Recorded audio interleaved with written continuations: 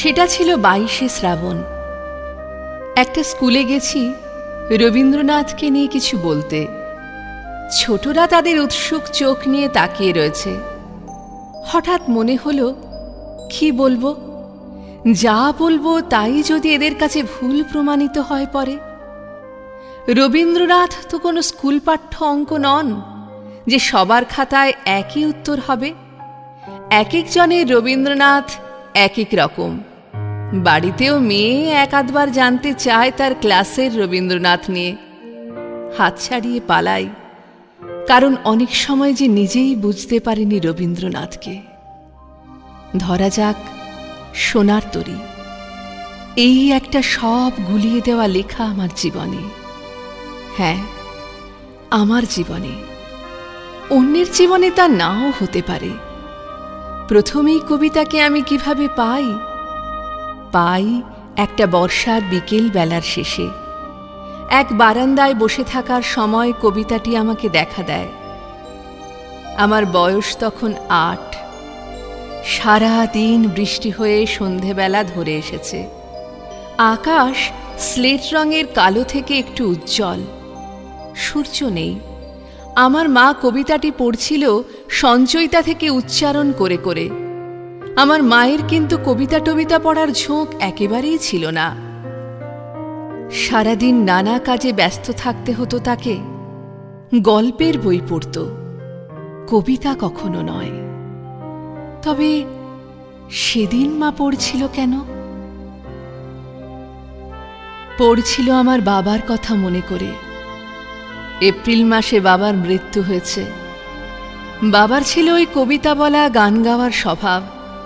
এক একটা মানুষ থাকে না, সারাদিন বাড়িতেই থাকে, ফুল গাছ লাগায়, বই পড়ে, গান গায়, কবিতাও পড়ে, কিন্তু কিছু করে না। বাবাও সেই রকমই ছিল। প্রায় কালো হয়ে আসা আকাশের নিচে গাছপালা যখন সারা দিনের বৃষ্টিতে ভেজা, তখন সেই কবিতার শেষ লাইনগুলো শুনতে শুনতে আমার মনে হয়েছিল এই কবিতাটি আমার বাবার মৃত্যু নিয়েই লেখা। শ্রাবণ গগন ঘিরে ঘন মেঘ ঘুরে ফিরে, শূন্য নদীর তীরে রহিনু পড়ি, যাহা ছিল নিয়ে গেল সোনার তরী। বুকের মধ্যে কি একটা চাপা কষ্টের গুরুভার। আমাদের ছোট ওই সংসারের মধ্যে বাবা ছিল একটা আনন্দের উৎস। সারাদিন ছোট ছোট গান, মজা, কবিতা, বাগান এইসব করে অভাবের কথা যেন ভুলিয়ে রাখত। সেই লোকটা চলে গেছে, আর আসবে না। এটাই যেন ওই কবিতার সার কথা। স্নেহ হারানো, শোক পাওয়ার কবিতা হয়েই ওই সোনার তরী রইল আমার কাছে। তারপর বয়স বাড়ল। আস্তে আস্তে বইপত্র উল্টাতে গিয়ে দেখি কি ভয়ানক সব তর্কাতর্কি হয়ে গেছে ওই কবিতা নিয়ে। বোকার মতো ওই সোনার তরীকে আমি শোকের কবিতা ভেবেছি কেন? না, কখনো আমি বলি না আর ওই কবিতা নিয়ে একটি কথাও। কিন্তু আজও যদি চোখ বন্ধ করে মনে ভাবি ওই তরু ছায়া মসি মাখা কথাটি, তবে আমাদের রানাঘাটে সিদ্ধেশ্বরী তলার সেই পুকুর পাড়ের বাড়ি, আর তার গাছ, আর চূর্ণী নদীর তীরই মনে পড়ে। সেই বিকেল বেলার শেষটুকুতে ওই কবিতা রয়ে গেছে, যখন আকাশ স্লেটের চাইতে পরিষ্কার ছিল না। আরও আছে, চূর্ণী নদী বললাম না, তার ধারে একটা বটগাছের নিচে বাবার সঙ্গে দাঁড়িয়ে আছি। বাবার মুখে একটা গান, অমূল ধবল পালে লেগেছে মন্দ মধুর হাওয়া, দেখি নাই কভু দেখি নাই এমন তরুণী বাওয়া। তরুণী কি না নৌকো। নৌকো তো অনেক যায় আমাদের নদী দিয়ে, যেমন যায় কচুরিপানারা। অমূলও জানি, অমলদা সব পেয়েছি রাসরে ড্রিল করায়, ড্রাম বাজায়, কিন্তু ধবল কাকে বলে? গানের পর বাবার উত্তর, ধবল হলো সাদা। ওই যে বালির নৌকোটাকে দেখ, ওর তো পাল আছে, সাদা পাল, ওই রকমই। দেখলাম বড় একটা নৌকো ধীরে ধীরে ভেসে চলেছে, একটা ছই রয়েছে। ওরকম নৌকো কতই দাঁড়িয়ে থাকে চূর্ণির তীরে, নৌকোর কানা পর্যন্ত জল। এই নৌকোটায় বড় একটা পাল লাগানো। মনের ভেতরে থেকে গেল সেই নৌকো আর তার পাল তুলে যাওয়া। কিন্তু পাল মোটেই অত কিছু সাদা ছিল না, কেমন ময়লা ময়লা ত্রিপল রঙের চাদর একটা। তখন কত বড় আমি, বছর ৬-৭ বড় জোর। ৩০ পেরিয়ে আলাপ হলো একটি মেয়ের সঙ্গে। সে আসে, কথা বলে, চলে যায়। পরে দেখছি যখনই একা হয়ে যাই তখনই তারই কোনো না কোনো ছবি মনে পড়ছে। হয়তো তার এক টুকরো হাসি, কথা বলতে বলতে হঠাৎ থেমে যাওয়া, কপালের ওপর ঝুঁকে পড়া চুল সরানো। হে কি হলো! আরো কতজনের সঙ্গেই তো কথা বলি, কারো ক্ষেত্রে তো এমন হয় না। সবচেয়ে বেশি মনে পড়ে তার তাকিয়ে থাকা।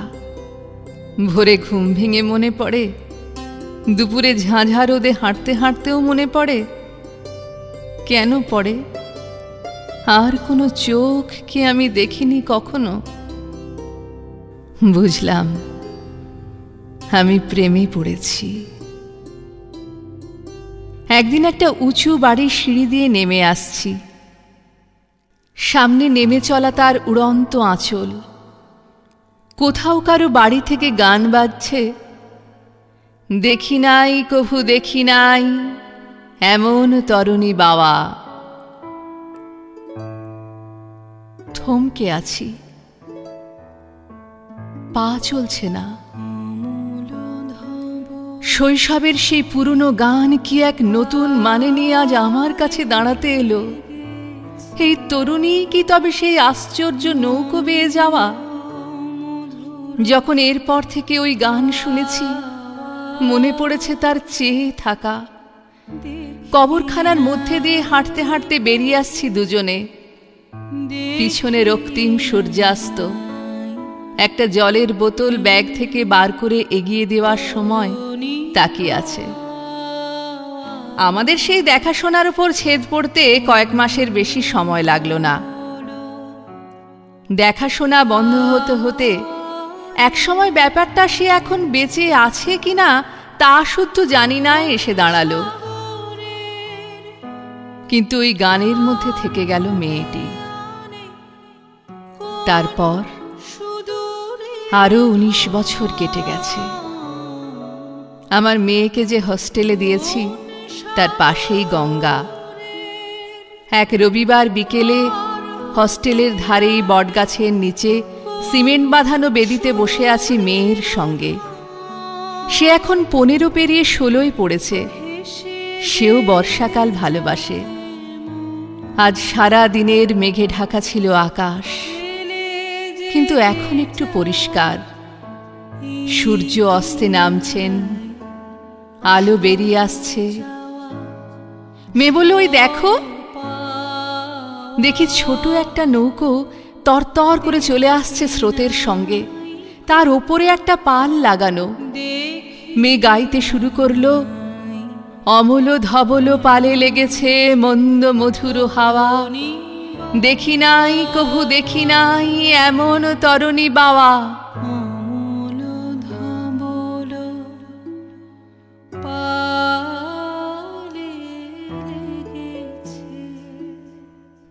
ও শেখে টেখে না, শুধু শুনে শুনে জানে। কিন্তু ওর গেয়ে চলবার সঙ্গে সব ভুলে ওই গান এসে দাঁড়ালো আমার ৫০ বছরের দোরগোড়ায়। তখন আমার চোখ ভেসে যায় চোখের জলে। এই গানের কি মানে হলো তবে আমার কাছে? আমাকেই প্রশ্নের মধ্যে রেখে সূর্য তার অস্তে চললেন।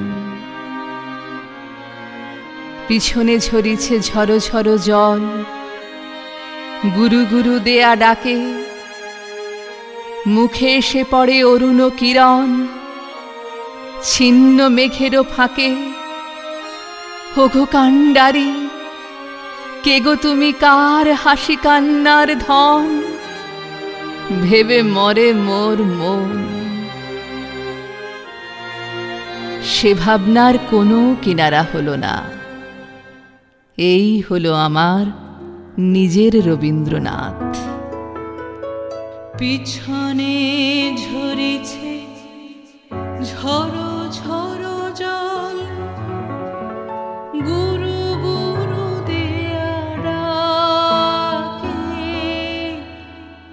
মুখে এসে পড়ে অরুণ কিরণ, ছিন্ন মেঘেরও ফাঁকে। ওগো কান্ডারি, কে গো তুমি, কার হাসি কান্নার ধন, ভেবে মরে মোর মন। কোন সুরে আজ বাঁধিবে যন্ত্র, কি মন্ত্র হবে গাওয়া, দেখি নাই কভু, দেখি নাই এমন তরণী বাওয়া। অমল ধবল পালে গেছে।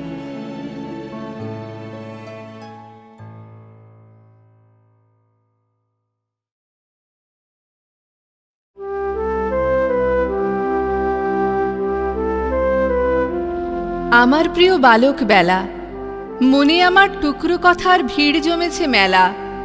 যেমন করে বৈশাখী মেঘ ভরিয়ে তোলে আকাশ, পাগল হাওয়া যেমন করে কাঁপায় তরু শাখা, দামাল ঢেউয়ে যেমনি ভাবে দুলতে থাকে ভেলা, তেমনি করে তুমি আমায় দোলাও বালক বেলা। তুমি এখন কেমন আছো? ভালো নেই না? জানি।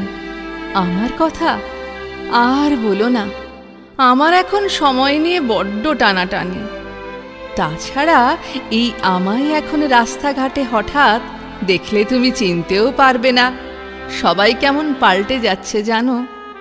চেনা লোককেও আজ মনে হয় ভীষণই অচেনা। বালক বেলা, তুমি কি সেই আগের মতোই রোজ চূর্ণী নদীর সাঁকোয় বসে আকাশে চোখ রাখো? সন্ধে নামার পরেও কি ঠায় একলা বসে থাকো? মনে পড়ছে, শাঁখ বাজতেই টিউকলে হাত ধুয়ে বাড়ি ফিরতে কালীতলার চাতালটাকে ছুঁয়ে, ফেরার সময় স্ট্র্যাপ ছেঁড়া নীল হাওয়াই চটি হাতে এক দৌড়ে হালদারদের বাঁশবন টপকাতে। কালো বেড়াল দেখলে তুমি এখনো ভয় পাও? রোজ সকালে কালমেঘ বা চিরতার জল খাও? সজনের ফুল, পুঁইমেটুলি, কুমড়োর ফুল ভাজা, লাউ চিংড়ি, মোচার ঘণ্ট এসব এখন হয়? তোমার মনে আছে বালক বেলা, মুখ লাগতো বলে তোমার ওল খেতে কি ভয়? জানো, আমার কত কিছুই জানতে ইচ্ছে করে। নন্দু জেঠু এখনো কি ছিপ দিয়ে মাছ ধরে? তুমি কি আর বই বগলে স্কুলে যাও রোজ? মনিটর হও, ফার্স্ট বেঞ্চে বসো? এখনো সেই স্লেট পেন্সিল, নাকি মাস পেরোনো ক্যালেন্ডারের পিছনে আঁখ কষো? বিভূতি স্যার কেমন আছেন? পণ্ডিত স্যার, হরকুমার বাবু, এখনো কি সুবোধ স্যারের সেই রকমই তেজ? গলায় কি তোর ব্যাং ঢুকেছে? কি খাস, দুধ সাবু? বালক বেলা, তুমি এখন ঘুরে ওড়াও, বলো, পিট্টু খেলো, ঢিল নোঙ্গর করো, সকালবেলায় পুবের খোলা জানলাটাতে বসে রাজকাহিনী আবোল তাবোল চাঁদের পাহাড় পড়ো। রোজ সকালে একটা কথা ভীষণ মনে পড়ে। স্কুলের মাঠে ইউক্যালিপটাস গাছটা কি আর আছে? রামবাহাদুর দারোয়ান কি গোঁফ পাকিয়ে বলে, এ লড়কা, খুব সাবধান, হাত দিবে না গাছে।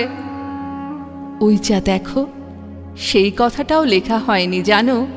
তোমার যে ট্রাই সাইকেলটা ছিল, সেটা আজও রাখা আছে চিলে কোঠার ঘরে। তোমার প্রিয় কাঠের ঘোড়া, যেটা 5 বছরের জন্মদিনে দাদাই দিয়েছিল, ওটা দেখলেই তোমার কথা বড্ড মনে পড়ে। তোমার ঝিনুক বাটি, তোমার নাম লেখা গ্লাস থালা, লাটাই ঘুড়ি, শিকচাকা, লাট্টু ডান্ডাগুলি সবই আছে সিঁড়ির ঘরে কাঠের বাক্সে রাখা। কোনো কাজেই লাগছে না, তাও কেমন করে ভুলি?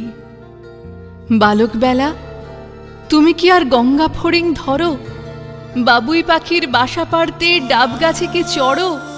এখানে খুব গাছ কাটা হয়, আকাশ যাচ্ছে হারিয়ে, লম্বা লম্বা বাড়ি উঠছে তাল গাছকেও ছাড়িয়ে।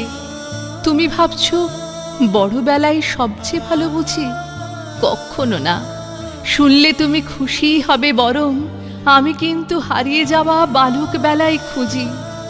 তুমি আমার ছড়ায় ছড়ায় বৃষ্টি দিনের ছবি, তুমি আমার রবীন্দ্রনাথ সহজ পাঠের কবি, তুমি আমার পাতার বাঁশি জং ধরা ঝুমঝুমি, তুমি আমার রাসের মেলার মোক্ষদা বষ্টুমি। জানি না এই চিঠি তোমায় পাঠাবো কিভাবে, বাই পোস্ট না কুরিয়ার, ঠিক বুঝতেও পারছি না। এখানে তো সবার এখন সেলফোন, ল্যাপটপ, তাই ভাবছি তোমার ইমেল আইডি আছে কিনা। সময় কমে আসছে, হাতে কাজ রয়েছে মেলা। ভালো থেকো। এবার তবে আসি বালক বেলা, ভুলেও যেন আমার কথায় রাগ করো না কিচ্ছু। ইতি, তোমার হারিয়ে যাওয়া ছটফটে সেই বিচ্ছু।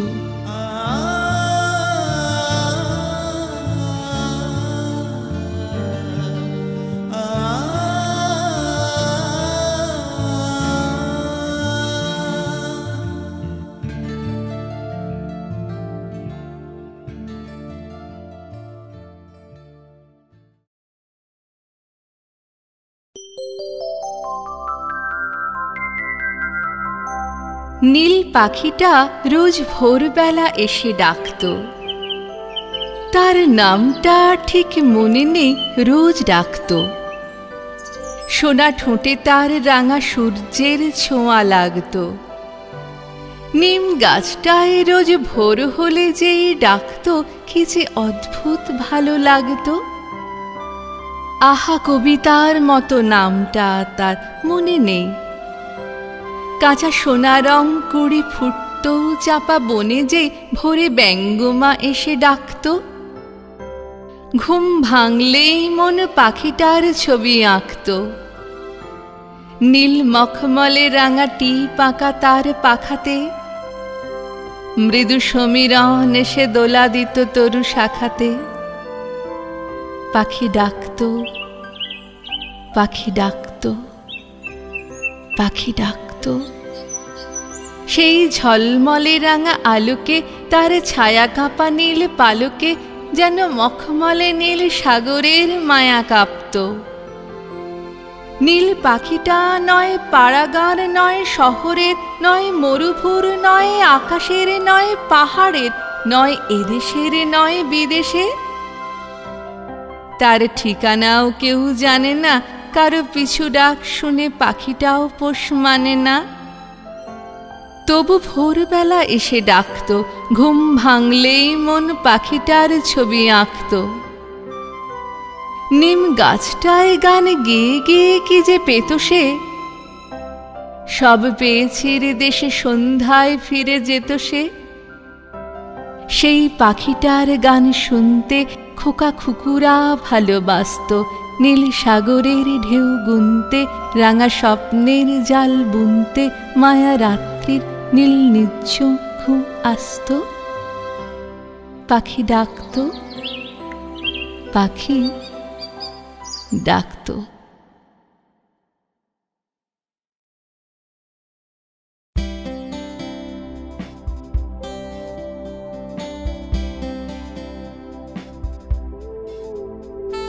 হাই চিপস, হ্যান্ডসাম, জানে জিগার, পাখির নীড়ের মতো চোখ পেতে বসে আছি আজও। তুমি ওরে অকস্মাৎ কোথায় পালাবে? এখনো কি ধানসিঁড়ি নদী পাড়ে ভ্যারেন্ডাই ভাজো? অদ্ভুত মানুষ ছিলে, অদ্ভুত আজও রয়ে গেলে। কুর্তার পকেট ভরা চীনাবাদামের ঠোঙা, কিডসের কবিতা, ধুতি পরা তেলামাথা অধ্যাপক সিটি কলেজের ঠনঠনিয়ার পাশে হাঁটছিলে। পাশে সুচরিতা। অন্য মেয়েদের দিকে কেন চলে যাও? কেন কেন কেন তুমি চলে যাও দূরে? অতিদূর সমুদ্রের পরে যে নাবিক দিশা হারিয়েও চিনেছিলে আমাকেই, সেই তুমি কেন ঘুরে ঘুরে চলে যাও সুরঞ্জনা, সুচেতনা, অরুণিমা সান্যালের দিকে? কি কথা তাহার সাথে, তার সাথে, যার তার সাথে? বলো না কো কথা ওই যুবতীর সাথে। ফিরে এসো। হাই জিপস, বনলতা সেনের দুহাতে। আজকে যখন জিভে স্বাদ নেই, করায়ত্ত সাফল্য বিস্বাদ, তখনই তোমার কথা মনে পড়ে। দারুচিনি দিন, রোগশয্যার থেকে চিঠি লিখছি আমি জীবনের খোঁজে। জীবন, জীবন তুমি সোনালি ডানার চিল, ভ্যালেন্টাইন। জীবন, জীবন তুমি সোনালি ডানার চিল, ভ্যালেন্টাইন। শোনো গো জীবনানন্দ, তুমি জানে মান, যদি ভালোবাসা চাও, ভালোবাসো সমযোদ্ধা নতুন নারীকে। যদি ভালোবাসা চাও, রুগ্ন প্রেমিকার গাছে জল দিও টবে। যদি ভালোবাসা চাও, তাহার সাফল্যে তুমি বিরক্ত হইও না। পৃথিবীর বহু যুদ্ধে বহু যোদ্ধা যুবকের সাথে তার কথাবার্তা হবে, ঘাবড়ে যেও না তাতে। ওই যুবকের সাথে কথা বলা বারণ করো না। পাশে থেকো, কাছে থেকো, অক্টোপাস আলিঙ্গনে ধরো না তাহারে। যদি ভালোবাসা চাও, প্রেয়সীকে স্পেস দাও, রেখো না আটকে। ও জীবন, ও জীবন ফিরে এসো আমার শুশ্রূষা হয়ে কালো ক্যান্সারে। স্তন তার করুণ শঙ্খের মতো দুধে আর্দ্র, কবেকার শঙ্খিনী মালা। এ পৃথিবী একবার পায়ে তারে, পায় না কো আর। প্রিয় জীবনানন্দ, এই চিঠি লিখছি হাসপাতালের বেড থেকে। এখন আমার কেমোথেরাপি চলছে। আজ আমার স্তন সত্যি করুণ শঙ্খের মতো। তার ভেতরে বাসা বেঁধেছিল একটি অসভ্য কর্কট পোকা। সার্জেনের ছুরিতে সে কাটা পড়েছে ঠিকই, তবে সে রক্তবীজের ঝাড়, আবার ফিরেও আসতে পারে 20-20 বছরের পার। কিন্তু না গো, এত সহজে আমি মরব না। লড়াই চালিয়ে যাব যতক্ষণ আছি।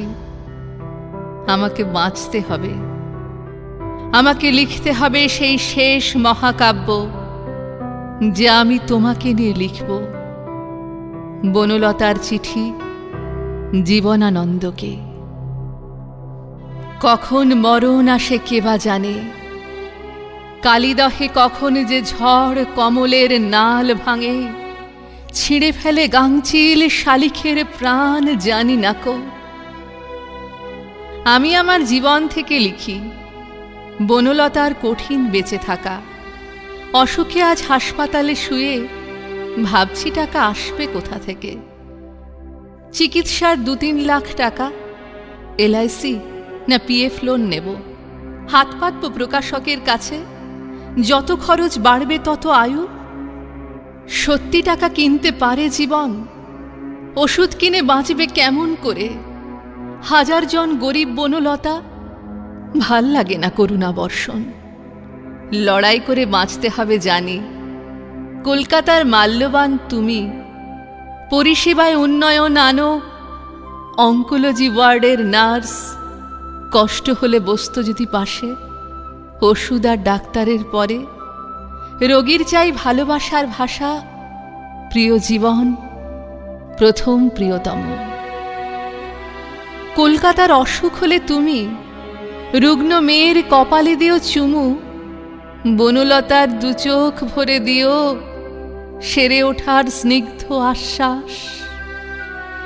তোমার ভালোবাসার অনুরোধে ইন্দ্রধনু ফুটবে গাছে গাছে। জীবন ওগো জীবন জানে মান, কলকাতাকে সারিয়ে দাও কবি। জীবন ওগো জীবন জানে মান, কলকাতাকে সারিয়ে দাও কবি। রূপসী বাংলা যেন বুকের ওপর জেগে থাকে। হয়তো তুমি থুরথুরে এক বুড়ো, হয়তো আজও স্বপ্নমথন যুবা। তোমার সঙ্গে হঠাৎ দেখা হলে কেউ কাউকে চিনতে পারবো না, কিংবা যদি তোমায় চিনে ফেলি বলবো ওগো 3 দশকের কবি। পাল্টে যাওয়া নারীর খোলা পিঠে সিগনেচার করো তোমার পেনে। দেখো আমার অল্প পোড়া ত্বক রেডিয়েশন থেরাপি থেকে উঠে আরোগ্যের গোলাপি রঙে সাজে। তুমিও লেখো উজ্জীবনী লেখা, গভীরতর অসুখ থেকে উঠে এসো দাঁড়াই আনন্দের মাঠে। চলো তোমায় আজ বিকেল বেলা মিলেনিয়াম পার্ক নিয়ে যাব। কবির মনে আঁকা মেয়ের ছবি নিজেই আজ লিখবে তার জীবন। ইতি তোমার হারিয়ে যাওয়া পাখি, কলকাতার নতুন বনলতা।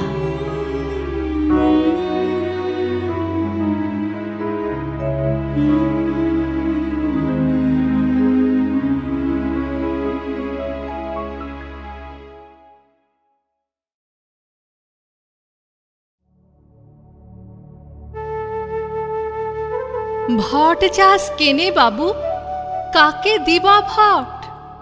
12 মাসে 13 ফুটা গতর ভরা চট।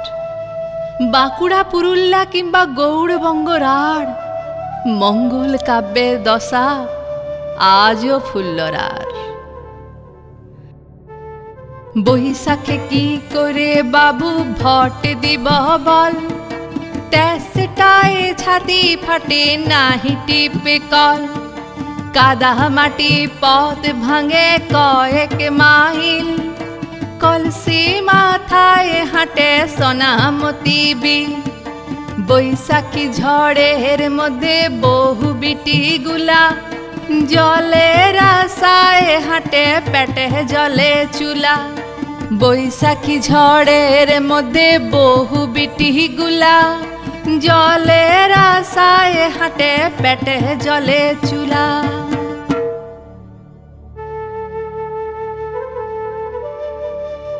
জ্যৈষ্ঠ মাসে বাবু ভট দিব কোন প্রাণে? ধানও নাই ভাতও নাই মা ষষ্ঠীর থানে। পেট ভাতা কাজ করি বর্গার মহলে, স্বামী পোলাই গেছে মহুয়া জঙ্গলে।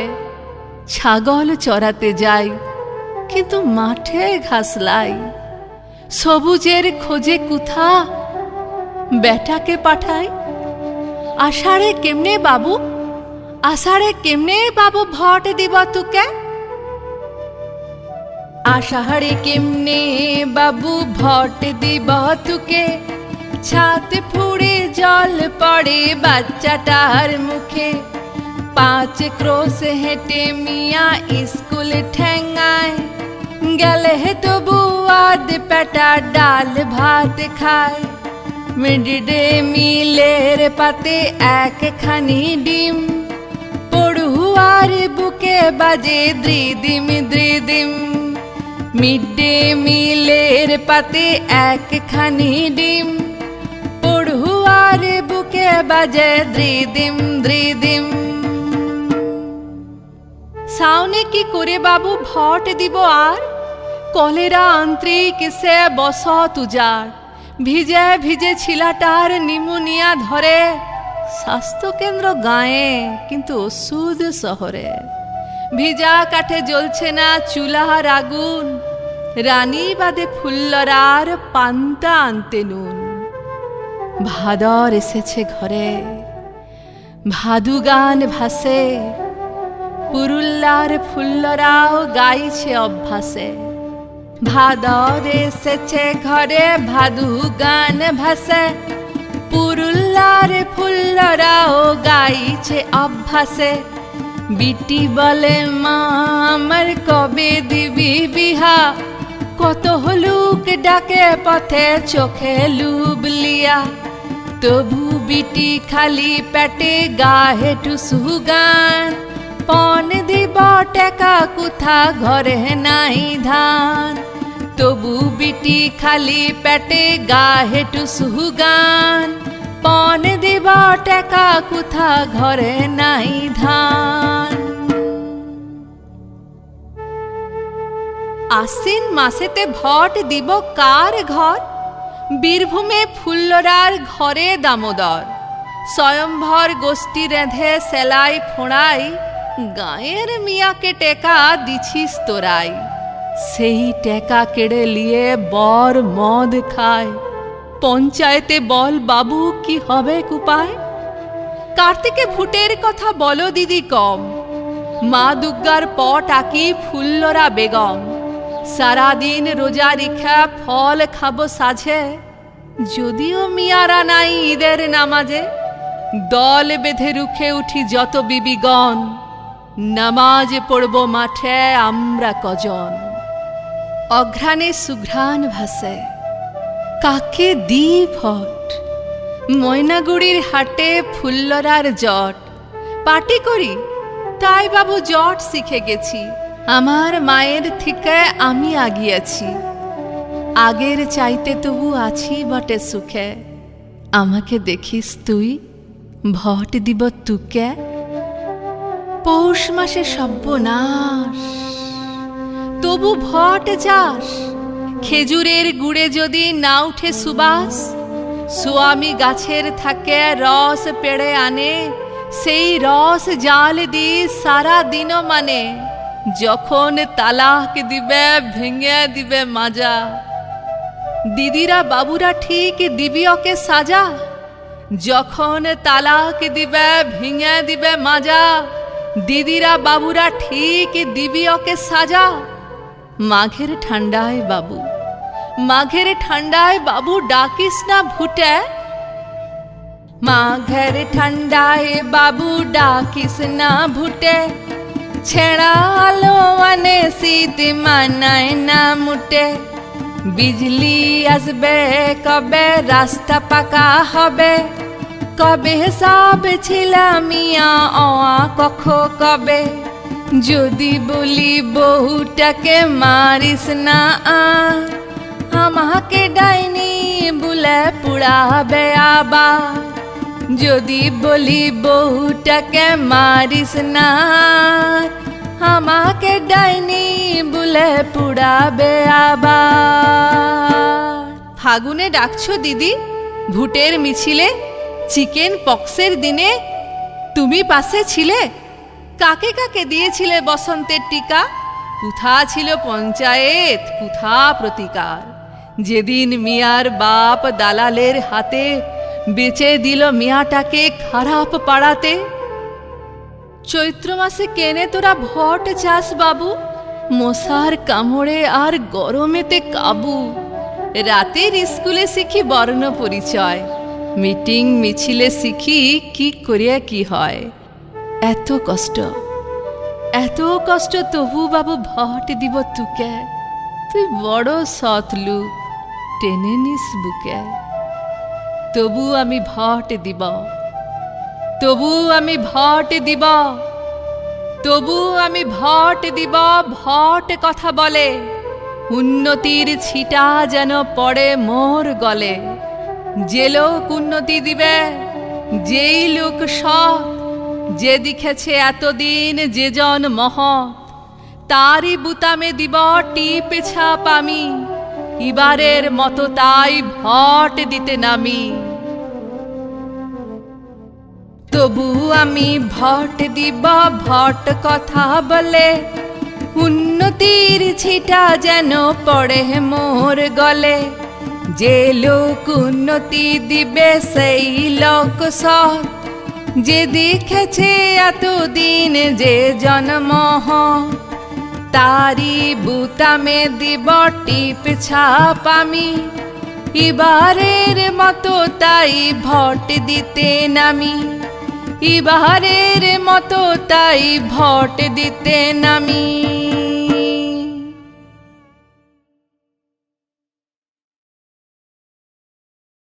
ভাজা মাছ উল্টে খেতে পারে না ধরনের এক ছেলে আমাকে একদিন বলল, আমার খুব কষ্ট।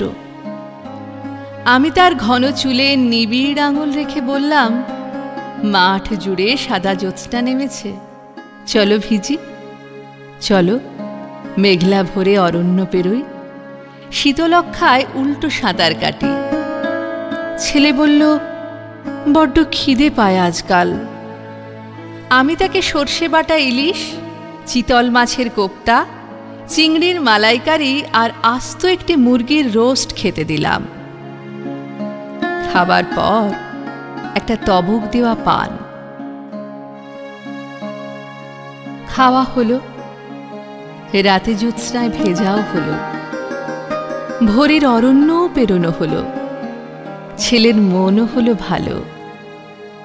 দুপুরের দিকে ভর পেট আর ভর মন নিয়ে ছেলে বলল, যাই।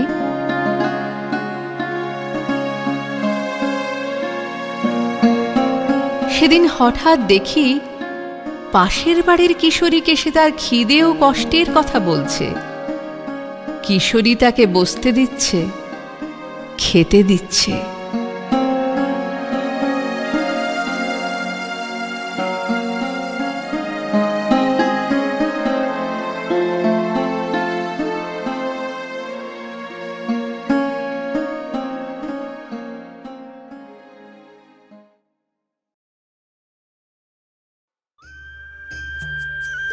আমি জামবনির কুইরিপাড়ার শিবু কুইরির বিটি সাঁঝলি বঠি।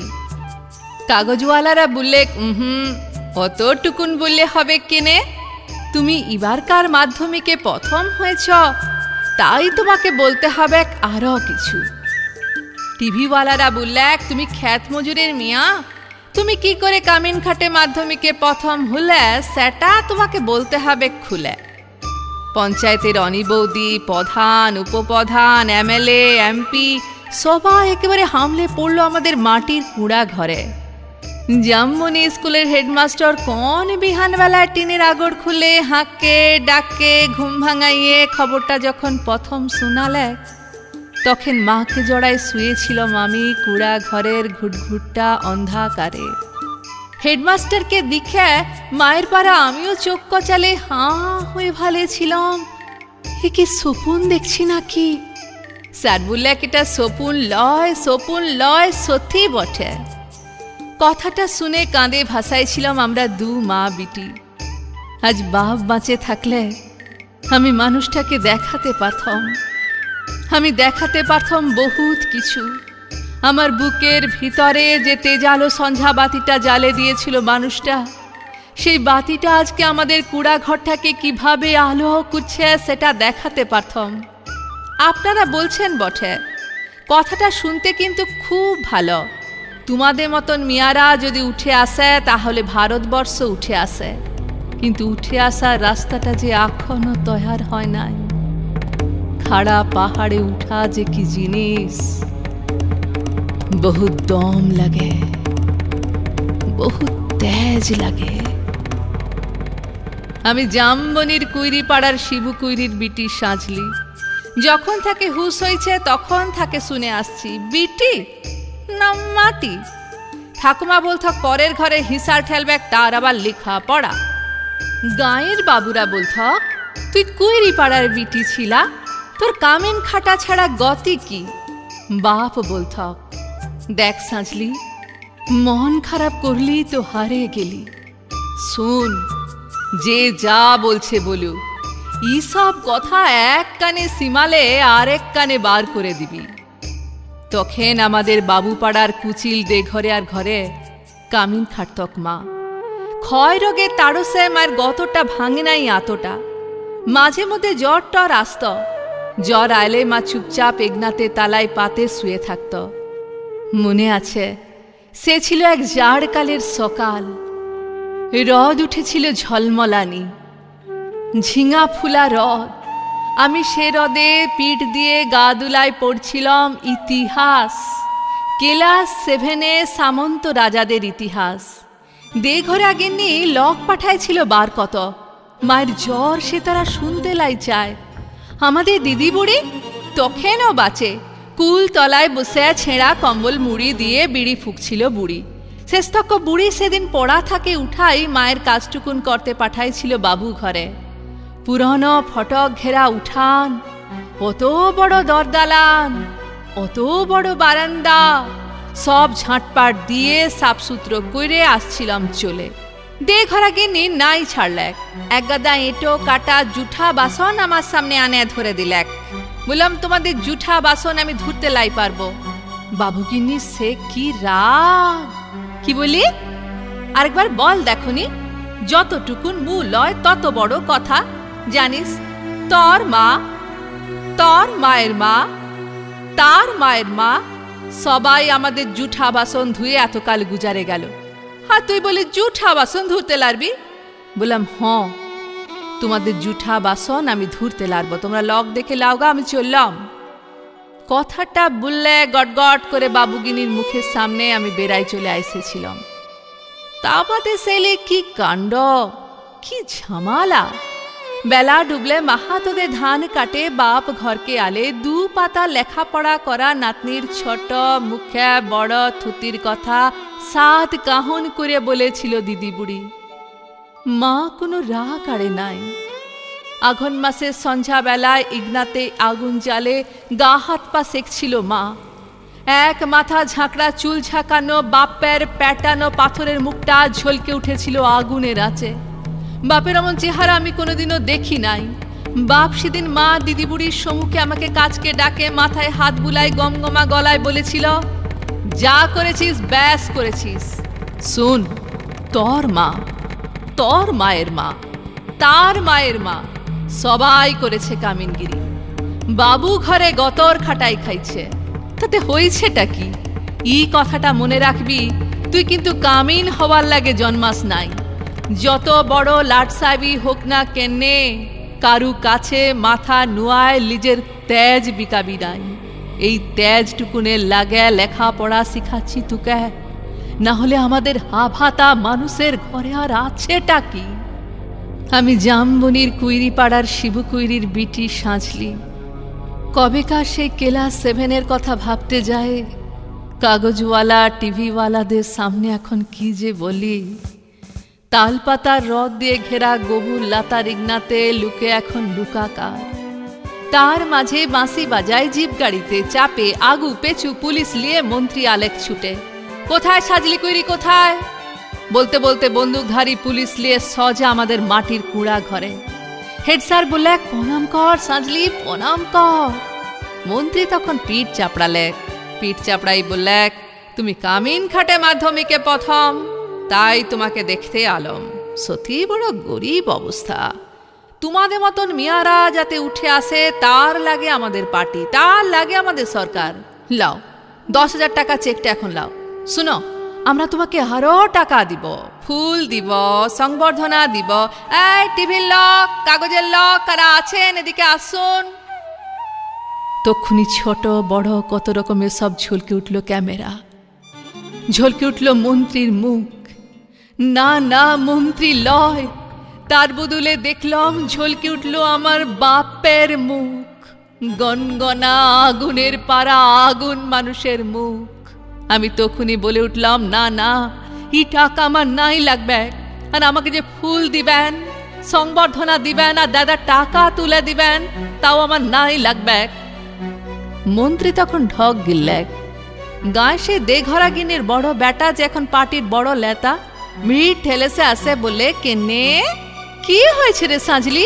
তুই তো আমাদের ঘরে কামিন ছিলি, বল তোর লাগে আমরা কি করতে পারি, বল তোর কি লাগবে খুলে বল।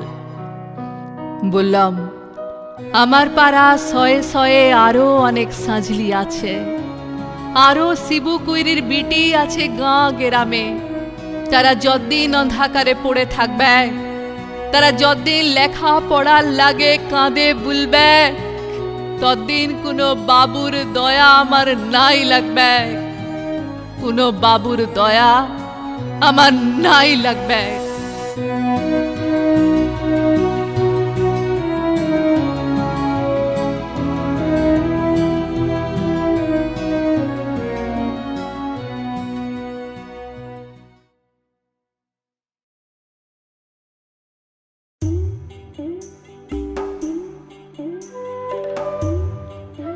নকশি কাঁথার মতো বিচিত্র এক পৃথিবী ছিল আমাদের শৈশবে।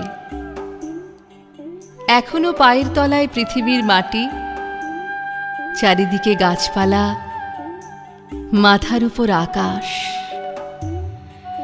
বুক ভরে শ্বাস টেনে দেখি, না, শীতের সকালে কুয়াশায় ভেজা বাগান থেকে যে রহস্যময় বন্য গন্ধটি পাওয়া যেত, তার পাওয়া যায় না।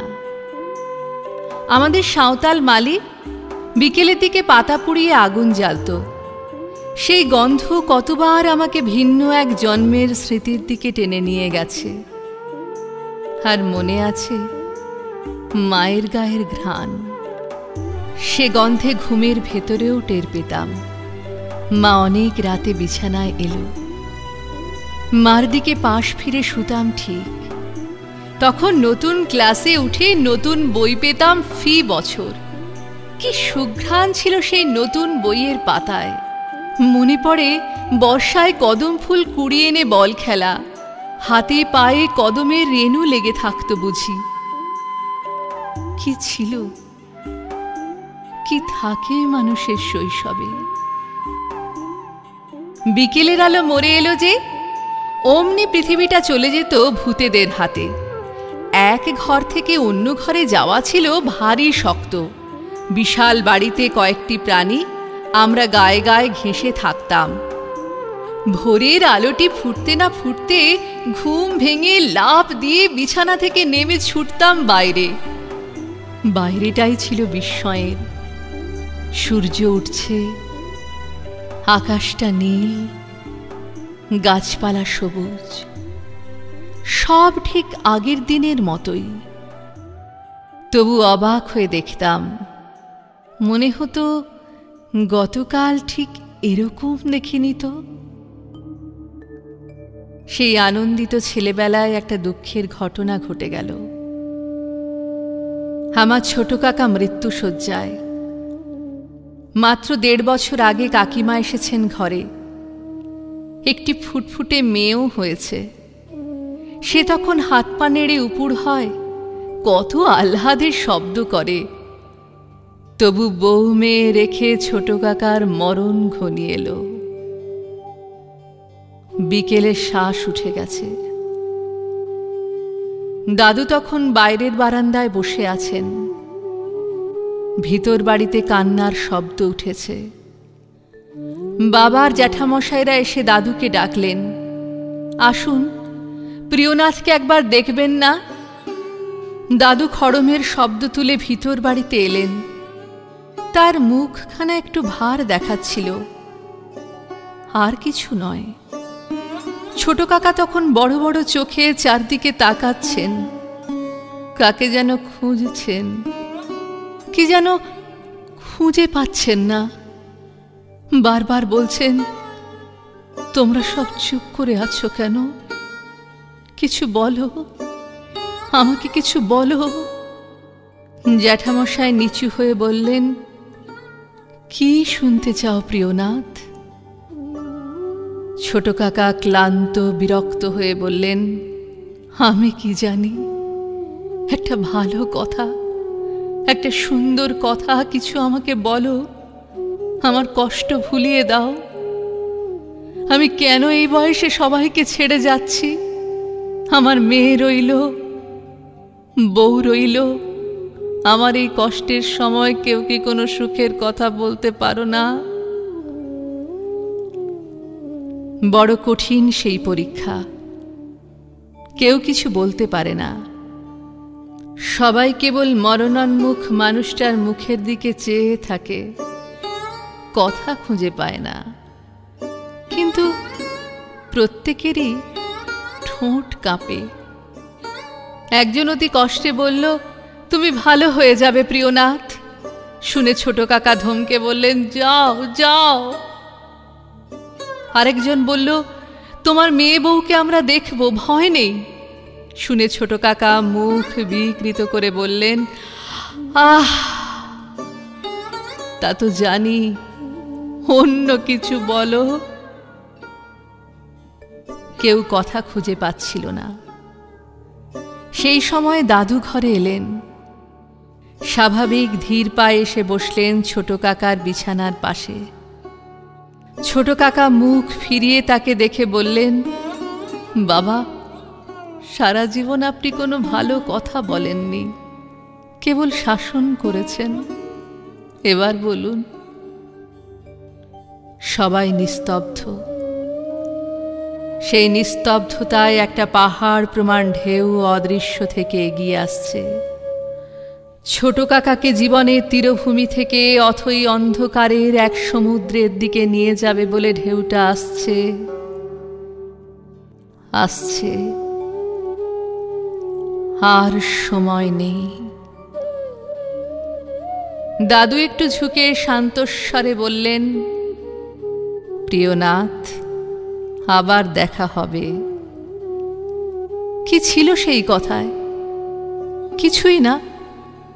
অতিথি অভ্যাগত বিদায় দেওয়ার সময় মানুষ যেমন বলে, তেমনি সাধারণভাবে বলা। তবু সেই কথা শুনে মৃত্যুপথযাত্রী ছোট কাকার মুখ হঠাৎ আনন্দে উদ্ভাসিত হয়ে গেল। তিনি শান্তভাবে চোখ বুজলেন, ঘুমিয়ে পড়লেন। বুকের মধ্যে শৈশবের একটি কথা তীরের মতো বিঁধে থরথর করে কাঁপছে আজও।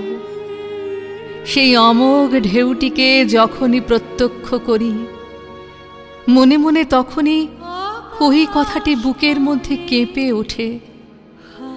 শৈশবের সব ঘ্রাণ, শব্দ ও স্পর্শ ফিরিয়ে আনে।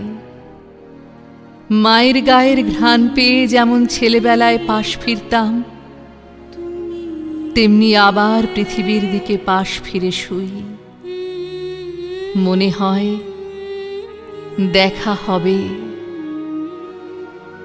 আবার আমাদের দেখা হবে।